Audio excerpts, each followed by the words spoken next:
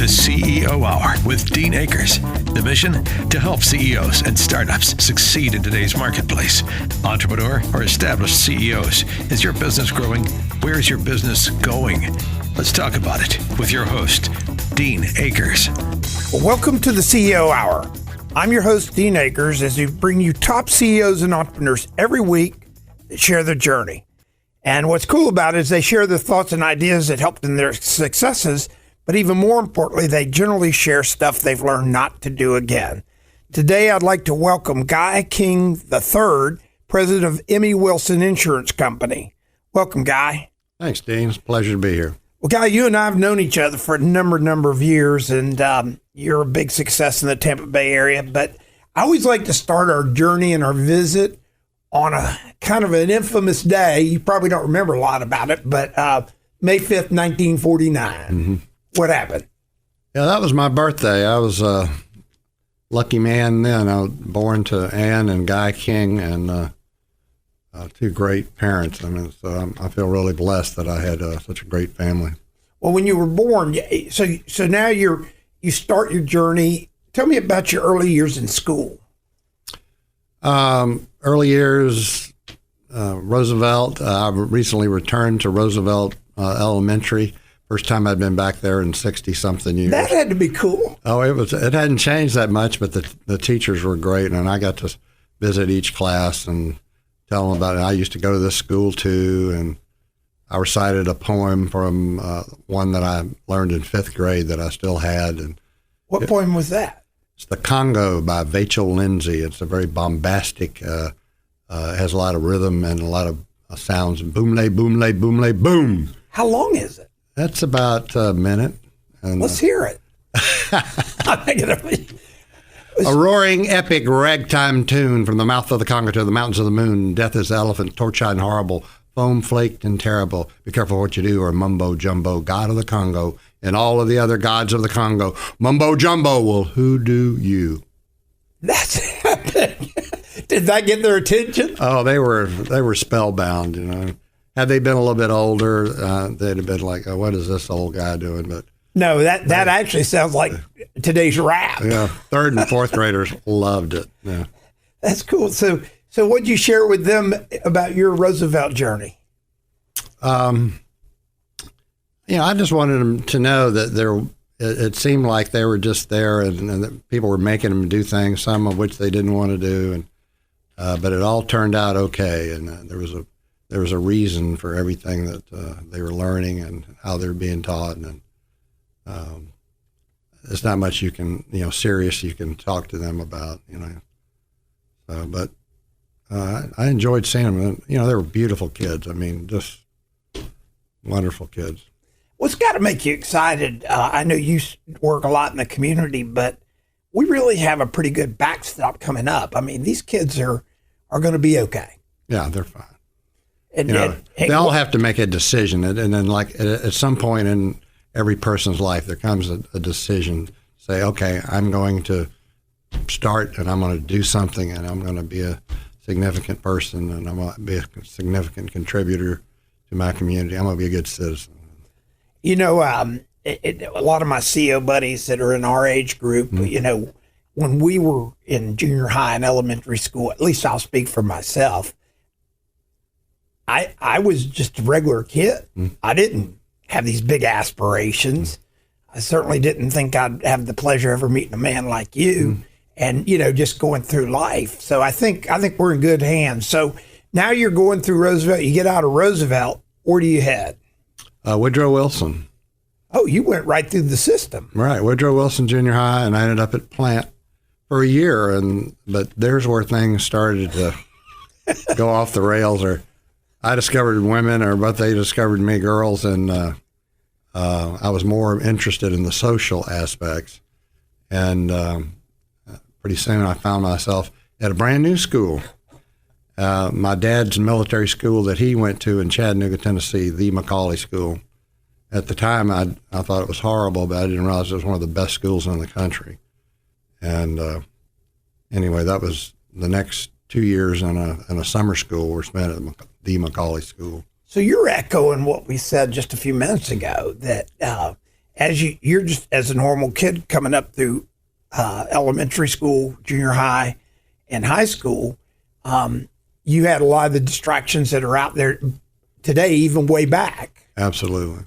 And so, when your dad shared with you that you were going to go to the Macaulay School, did you go, Dad, man, I'm glad you manned up and got me into the Macaulay School in Chattanooga, Tennessee? Well, even though I was having a great time at Plant, too great a time, I realized that it was not that good for me. And Macaulay seemed, we went up and visited. And, it wasn't like I just found myself there. It was a decision, and because I was going to meet people from all over the country instead of just, sequestered in my little town. And it was very interesting, but I didn't get with the program I was reluctant to get with their military and everything kind of program. So was that a challenge?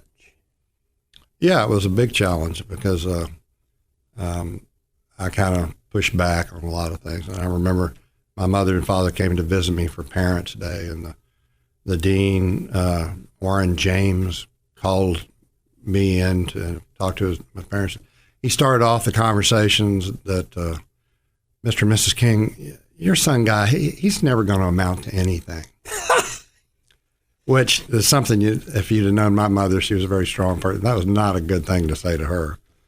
And it was real interesting because at our 50th reunion of it, they awarded me the Outstanding Alumni Award. And so that's epic. I got I wasn't able to attend, but I got the award. And on the phone, I said, is Dean James still around? Oh, no, he passed away. And I said, well, does anybody know where he's buried? Because I wanted to take that award. Yeah. And anyway, but had he not said that, had he not broken up my thinking at that point, so I came out with resentment, but it was something that kept me going. So I forgave him and thanked him posthumously, because I probably would not have amounted to anything with the attitude I had.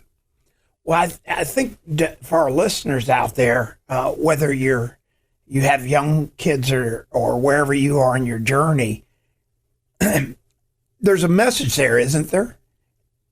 I mean, do you find more people you meet had challenges similar to yours, or challenges, but as they kind of recognized it with age, they kind of turned out okay? Yeah, absolutely. I think the coolest thing I have on this show, and our listeners love, is the journey. And I've known you for a long time. I've never heard that piece of the journey. Right. Now I can imagine that piece of the journey, having known you, that had to be a very, very big turning point in your life. It was a big turning point, but it didn't slow me down from going down the big party social thing that I was in. And I ended up at the University of Georgia, and then was Where's the University of Georgia? Athens, Georgia. Are they in a conference? And they're going to be in a conference for 10 years. Let me tell you, we've got a coach who's going to take us all the way he's going to entertain us for the next 10 years. Well, so you go to Athens, Georgia. This is a big move. You just kind of go across, you kind of just headed across from right there on the border over to Athens. You didn't want to come back to Florida? Well, it was funny because a lot of my friends were going to FSU and University of Florida, and it seemed like they were just following the same path, and they were with the same people, and I wanted to be with different people. And the only way you could get off the campus at Macaulay School was to go visit colleges. So I visited colleges you've never heard of. And but when I got to University of Georgia, I actually got to the Phi Delta house at the University of Georgia, where all the Macaulay boys had stakes in there, because there were lots of friends, and so they met me. There was a game that weekend. They had me a date with a little sorority girl that gave me a pint of whiskey, and I said, thank you very much. They said, oh, that's just for the jam session before the game. We've got another band after the game. And I remember calling my dad that night and tell him, Dad, I've decided on the University of Georgia. They've got a great insurance school. And he knew that this was going to be a long trip. But so he backed me up there. And 5 years later, I graduated. You were on the long trajectory. Huh? Yeah, I was on the 5-year plan. But it was wonderful. Well, when we come back into segment 2, we're going to talk about that transition. But I think your Georgia trip made a big difference in your life, didn't it? Oh, absolutely. It was a life-changing decision. And they have an insurance school there? They do. Oh, wow. That's really cool. Well, we'll be back in segment 2 momentarily. But I'm your host, Dean Akers, again, bringing you top CEOs and entrepreneurs every week. But I want to remind people, because I get questions and we have our host answer, and also we help them in any way they want with sales or leadership. And you can reach out at help@adjunctceo.com. That's help@adjunctceo.com. And if you want, remember that free physical, that CEO physical. If you want to take it, it's absolutely free. It'll help you with your blind spots. And it's, again, help@adjunctceo.com. I'm your host, Dean Akers, and we'll see you back in segment 2 with Guy King 3. The CEO Hour with your host, Dean Akers. Connect with Dean at deanakers.com. We'll be right back. So, you're a tech startup. You're working hard, trying to make it happen with big ideas, big dreams, and a small budget. You need to connect with people in the same boat. Now is the time to join the early stage startup group, the Innovation Center, an incubator for early stage tech firms. You can find them at tbinnovates.com. Now operating for over 14 years, the Innovation Center is a regional, national, and internationally known success story, continuing to generate momentum in Pinellas County. Twice, the Innovation Center has won the Tampa Bay Technology Forum's Excellence in Service Award and has been recognized by Entrepreneur.com as a top 10 international business incubator. And now, Tech Garage, a technology and entrepreneurship center, has joined forces with the Innovation Center to provide a co-working program in downtown St. Petersburg. Connect with the startup community. Connect with the Innovation Center. Go to tbinnovates.com. That's tbinnovates.com. And tell them the Adjunct CEO sent you. If you're a CEO or organizational leader looking to expand your business, join the CEO Council, where you'll meet and exchange ideas with fellow CEOs without the pressures of a sales network environment. You can join today by sending an email to application@adjunctceo.com. The CEO Council is comprised of over 220 fantastic local business leaders you'll be able to learn from because they walk in your shoes every day. When you become a member of the CEO Council, you'll have an opportunity to build trusted relationships during the roundtable meetings, share your triumphs, vet ideas, and work through business challenges with peers who can provide real-world business solutions. The CEO Council offers opportunities to hear from world-renowned speakers that inspire ideas to help members grow as both leaders and individuals. Join the CEO Council. Request your CEO Council membership application today at adjunctceo.com or by sending email to application@adjunctceo.com. That's application@adjunctceo.com. Helping your business succeed in today's marketplace. Welcome back to the CEO Hour with Dean Akers. Well, welcome back to segment 2 as we continue our visit with Guy King, president of M.E.Wilson. When we were in the break, I asked Guy a question, and I'm going to ask him again on air. So, Guy, you and I were both of the Vietnam era, and you graduated from military school. What kept you from being drafted? It was another one of those miracles. At the $5 house, we all got down, we're taking bets and deciding what we were going to do if we were drafted. I was in the group that we were going to, this is the really foolish group. We were going to join the Marines, and we'd have been probably in 16 weeks, we would have been, in Vietnam in the bush. Fortunately, out of 365 numbers, including leap year, mine was 364. And that was 2 weeks later, several of us left for Lake Tahoe, where we were for about 6 months to a year. And I worked in the Cal Neva Club, which was owned by Frank Sinatra at the time in Lake Tahoe. And on the California side, they had the hotel, and on the Nevada side, they had the gambling. That was a great place to be. So you went to work after college out in Lake Tahoe? Well, it wasn't after college. It was in the middle of college. It was to was to celebrate my draft number, and it gave me an idea, getting in the real world. So you took a brief hiatus for several months. I did. Because you now didn't need a student deferment or anything. Didn't need anything. I was good to go. And when I came home, my father said, you ought to try seeing if you really want to be in the insurance agency business. It takes a lot of different skills to be in it.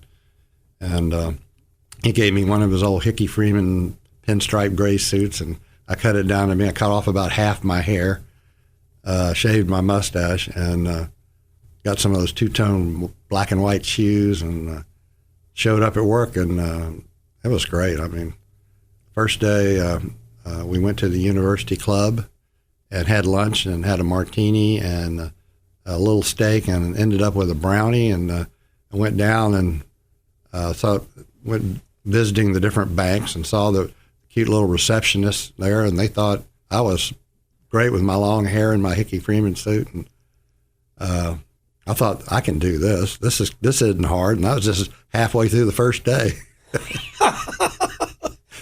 And anyway, I worked there for about 6 months and said, I'll do this. And I went back to University of Georgia and finished up. So you graduated actually from the University of Georgia. I did. Now you went for a short stint with one of the national companies, didn't you? I did. I got a job with Fireman's Fund Insurance Company. M.E.Wilson was a big Fireman's Fund company, and they were pleased to have me. They wanted to train me so that I would sell, their products, even though we sold, several major companies' products. And it was great. They put me through each department and at Fireman's Fund, and then they ended up with a 6-week stint at their marine insurance school in San Francisco. Was this employment sort of predestined for you to come back to Tampa, or were they trying to train you to become a Fireman's Fund person? I could go either way. I could be a Fireman's Fund and work at the insurance carrier, or I could go back to M.E.Wilson Company and sell the products that the carriers had. What did Fireman's Fund think at the time, though? Were they thinking, oh, this kid's going to stay with us, or? Well, they'd had several of them in the same program, and you could go either way. It depends on your person. You got to have a personality. You got to have some technical skills. You got to have some diagnostic skills to be able to be an insurance agent. And sometimes they're counterintuitive. Some people think you just have to have a personality and be able to play golf. There's a lot more to that. So when you were at Fireman's Fund, what was going through your mind? I was thinking, to me, it all made sense how everything worked, and a lot of people it didn't. There's 5,000 different insurance policies, and there's one for every business. I was trying to figure out where I would specialize, what I would do and specialize in. We did a lot of marine insurance back there, ships and their cargoes, and we did a lot of wharfingers, freight forwarders, stevedores, that sort of thing. So I thought I would focus on that when I first started out. Was that sort of because of your growing up in the Tampa Bay area and the port involvement? Right. We had a lot of port-related accounts, and that seemed to be a natural thing. We had an older fella, Woozy Balk, who had been with insurance companies for years, and he did the marine stuff, and I worked with him. Now, let me ask you a question. Calling on marine industries was different than calling on banks as a guy, as far as the pretty girls at the desk and stuff, wasn't it?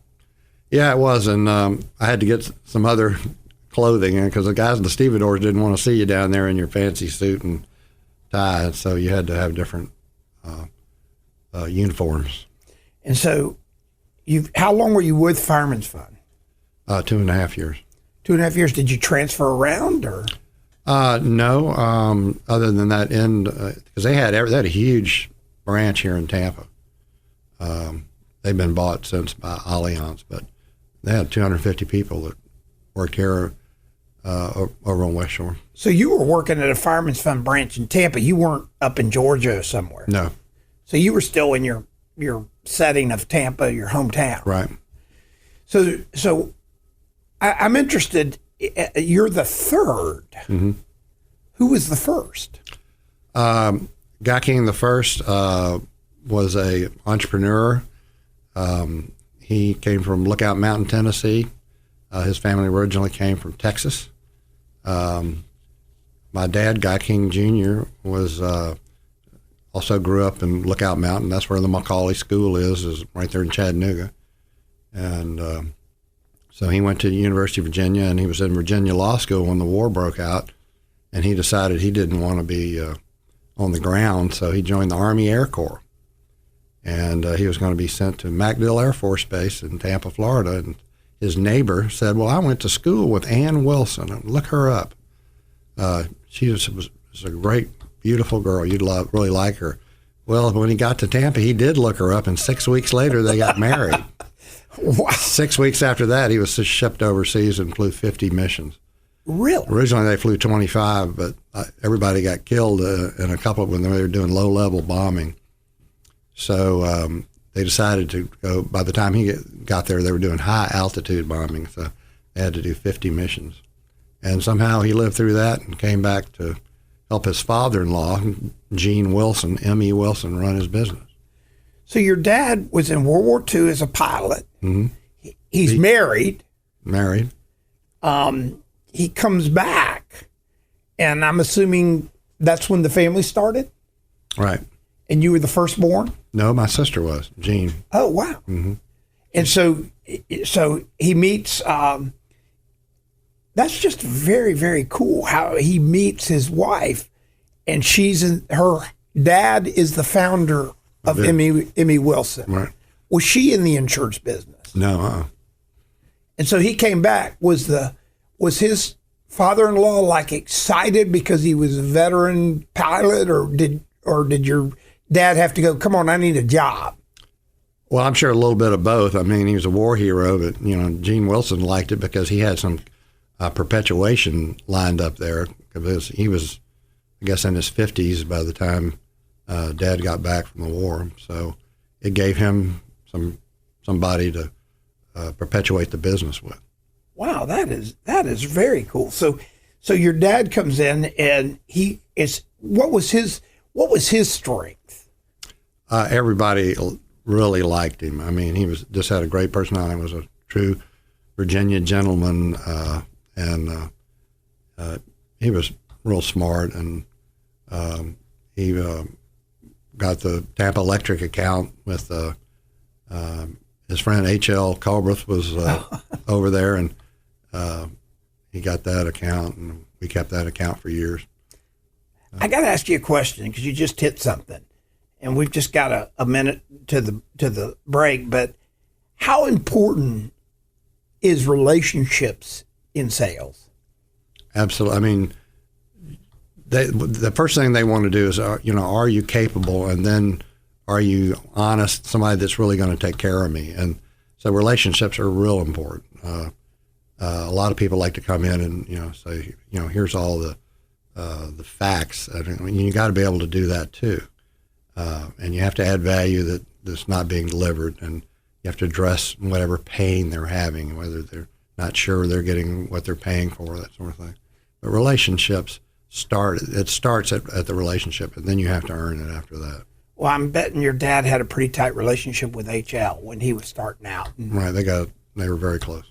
And for our listeners out there, H.L. Culbreth went on to be the chairman of TECO, Tampa Electric, and grew that business. And just he's an icon in the Tampa Bay area. True icon, yeah. So again, I'm Dean Akers, your host of CEO Hour. Today we have Guy King III, president of M.E.Wilson, sharing his journey that started in Tampa, has gone full circle through Chattanooga, where his dad and granddad grew up, University of Georgia, and back to Tampa, where he joins the M.E.Wilson Insurance Company that was founded by his step-grandfather, right? No, my grandfather. Okay. And so we will be back in segment 3 with Mr. King to visit on this continued journey. helping established CEOs and entrepreneurs. Connect with Dean at deanakers.com. The CEO Hour continues in a moment. Helping to navigate today's marketplace for startups and mainstays. Welcome back to the CEO Hour with Dean Akers. Well, welcome to the third segment of the CEO Hour. I'm your host, Dean Akers, again bringing you top CEOs and entrepreneurs every week that share their journey. And this includes their thoughts, ideas that helped in their success, and things they've learned not to do again. Today we have Guy King III, President M.E.Wilson. As we go into the break, he was sharing his part of his dad's journey. And for all our listeners out there, when you look in the mirror, I can assure you your upbringing, your DNA has a lot to do with who you become and how you emulate them, even maybe at the time you don't think you're going to emulate them. How was that working for your dad? Does all these cool things. Mm-hmm. When you came to work for him, did you recognize that? Yeah, I kind of knew he was special by the way other people reacted to him. I mean, he was just a gentleman, and he like very trustworthy and things like that. So he sold a lot of insurance policies that way, and we do commercial property and casualty or the middle market, and then and lately in the last 20 years we developed the employee benefits coverage for the same size accounts, and he's kind of set that tone for us. You have to there's a lot of economic purchasers there, a lot of decision makers in those accounts, and so you have to address each one of them. So he gets you started. Was your first position just in door knocking sales to corporations, or? Mostly I started off servicing things. And like I said, Woozy Bauk. Woozy was a great guy, a Yale graduate, and who had worked for Chubb Insurance. And he was the one with the marine insurance background. And I worked with him a lot by going on his calls with him. I was learning not only the marine business, but the business in general. And he was a high touch, high service, and I think I've carried that into the agency as a whole, because we have a rich value proposition where the ultimate cost of your risk is determined by your claims, and so we've got ways to help you not have claims or minimize the impact of claims. If you were telling, you have your son who's in the business now. No, he's not. Oh, he's not? No. Okay. Well, if you have different folks that you want to mentor, what are you going to tell them that you learned in these early years that formed you to today? Well, I think it's really important to make a decision that you're going to be a serious business person and you're going to be a serious member of the community. I was still in the party mode. I had so much fun at the University of Georgia. I was in that mode for several years, and at one point I made a decision that I was going to be different. And, cut out a lot of the party and a lot of the drinking and things like that, because it's two different personalities that are necessary to do that. I remember I went to H.L. Carworth at my dad's behest and said, "Okay, H.L., I'm serious. What do you think I ought to do?" He says, "Well, since you made a decision that you want to be a real member of the community, first thing to do, I want you to get on the board of the Chamber of Commerce. Now, you may not be on the board the very first time, but I want you to end up being the chair of the Chamber of Commerce." And I remember I went over there and I volunteered, and they put me in charge of membership, and I had to be the first one at the membership meetings that were held at different businesses around the community. And I had to be there at 7:00, and as the volunteer, and I would introduce whoever the speaker was and the business owner, and so I did that, and then like 45 years later, I became the chairman of the Chamber of Commerce. That's epic. But H.L. said, "I want you to pick out a not-for-profit, a charity, and want you to help them. Don't just be on the board. Don't just be another player, but be a leader over there." So I got on the board of Metropolitan Ministries, and Debbie and I ended up being the host couple for their breakfast back when they'd have 1,200 people at the convention center. And so we did that for 10 years. And then he said, and I want you to pick a cultural institution, and I want you to really help them. And so the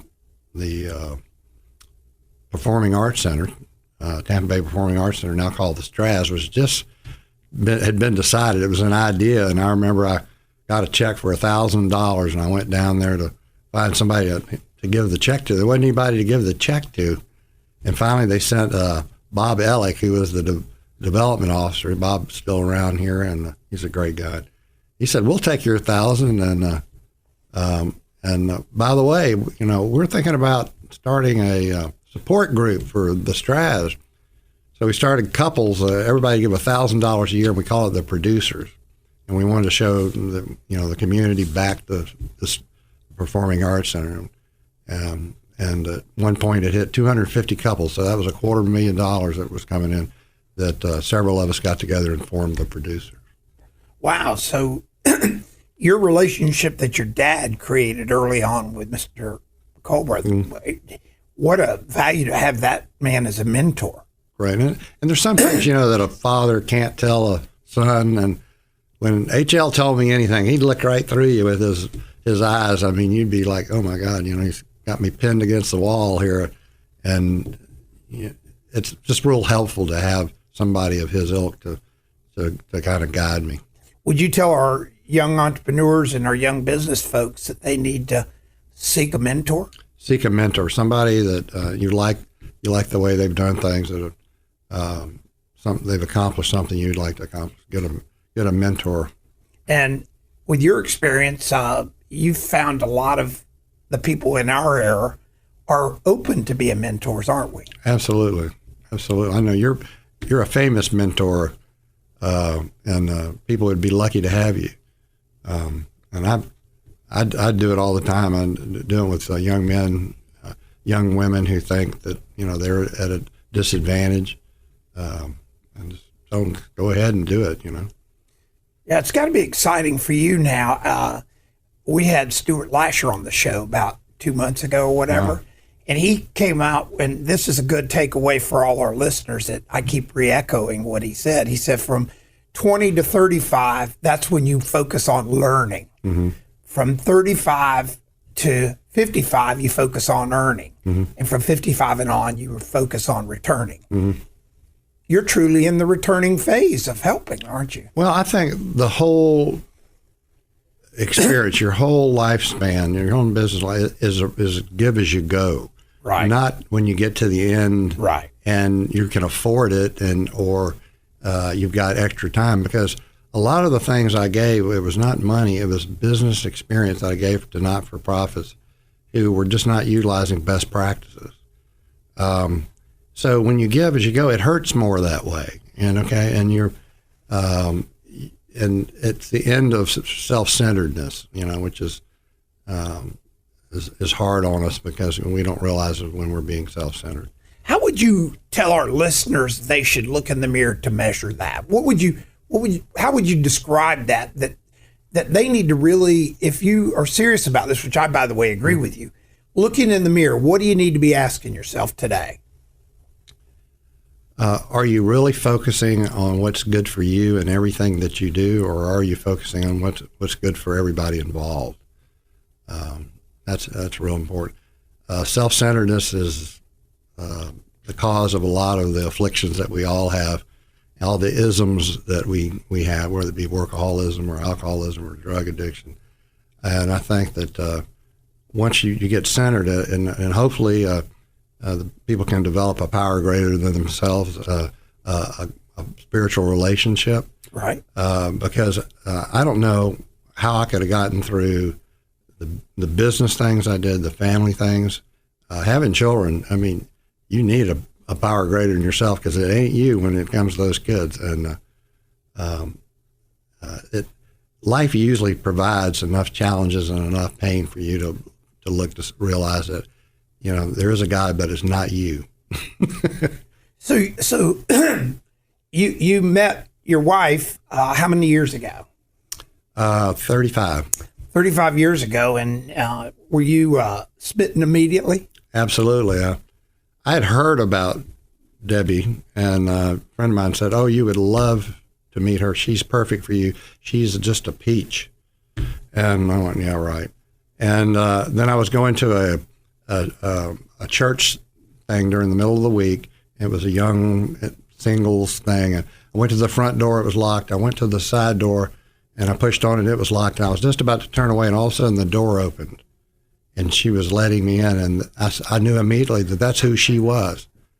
And we went out a couple of days later, and that was the beginning of I'm the luckiest man in the world. Well, you know, Guy, I know her, and I would say you are a very, very lucky man.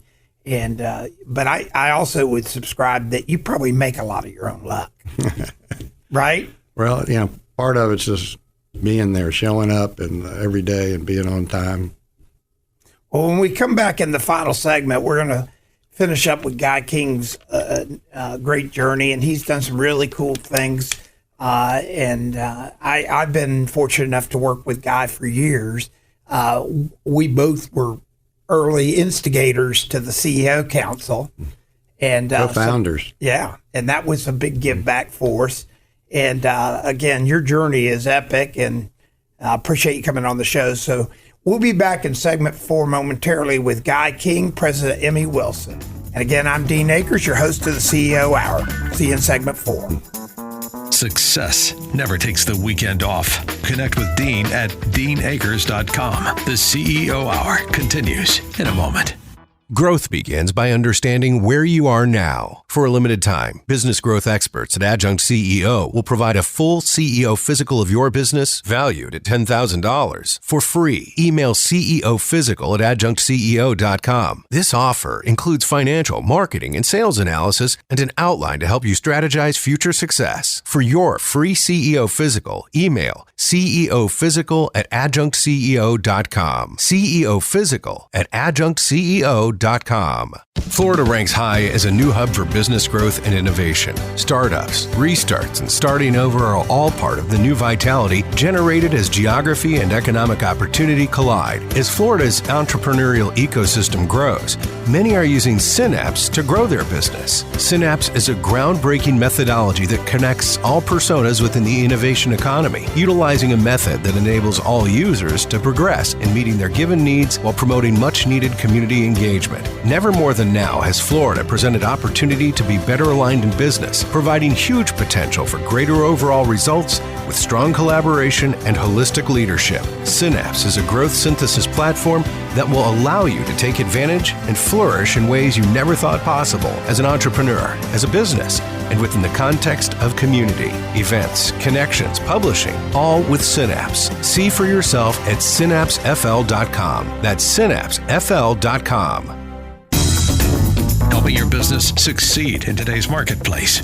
Welcome back to the CEO Hour with Dean Akers. Well, welcome to the final segment of the CEO Hour. I'm your host, Dean Akers, bringing you top CEOs and entrepreneurs every week that share the journey.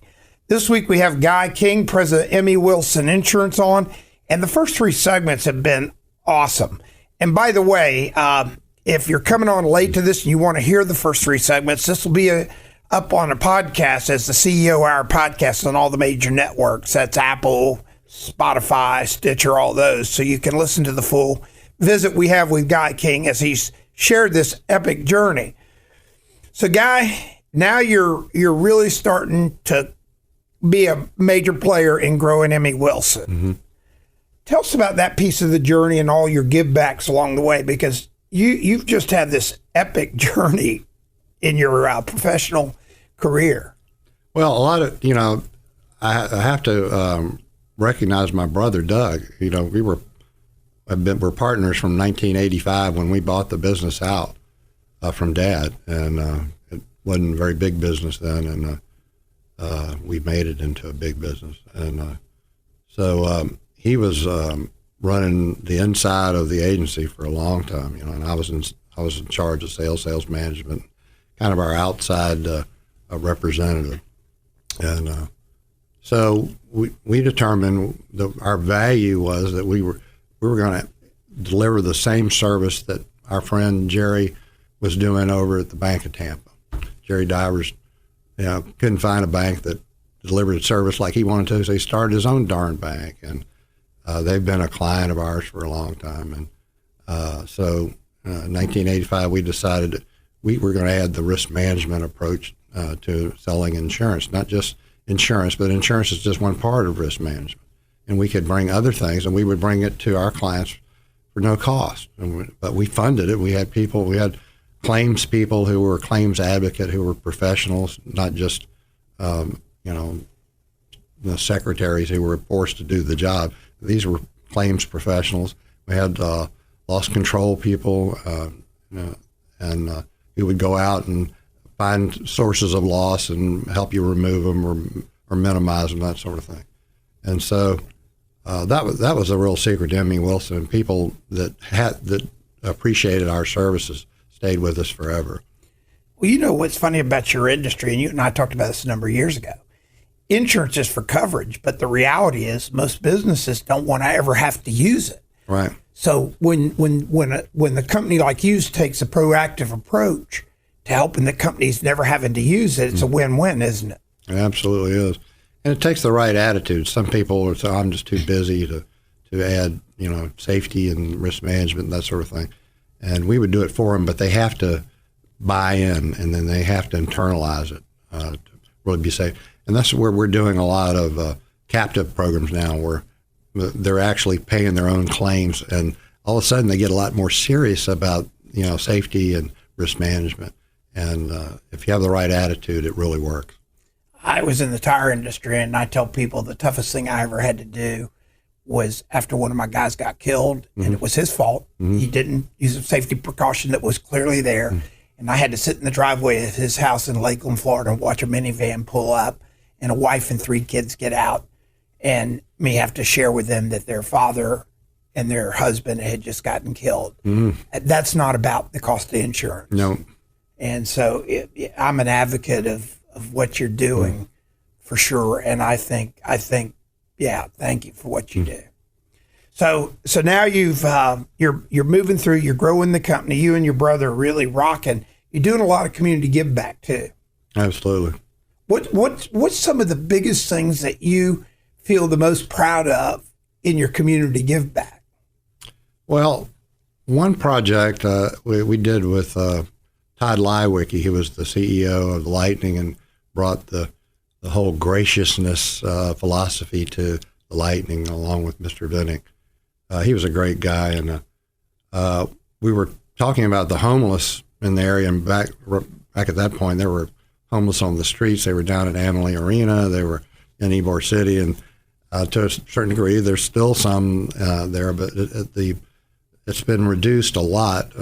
There was a homeless coalition that wasn't particularly getting the job done, and we started a homeless initiative with Commissioner Sandy Merman, Cal and David Reed, and we got a lady from St. Louis to move down here, and we really addressed the homeless situation as best as it can be addressed. And then Cal Reed and David Reed and a few of us, we formed a group where we actually provided housing, gave housing to people, chronic homeless that were on the street, focusing on the veterans, to get chronic veterans off the street and put them in housing. We've got hundreds of units right now doing that. And it was Cal Reed who came up with his money to do it. And that's been, helping our homeless situation, I think, has been something that's really been meaningful to me. I know. Do you see a lot of, in today's times, do you see a lot of press that doesn't really recognize the true give backs like you do, or Mr. Vinnick does, or HL even did back in the day? Sometimes I feel like the business leaders are demonized. There's always a small group that will do that, and I think they're disturbed about other things that are beyond the control of their neighbors.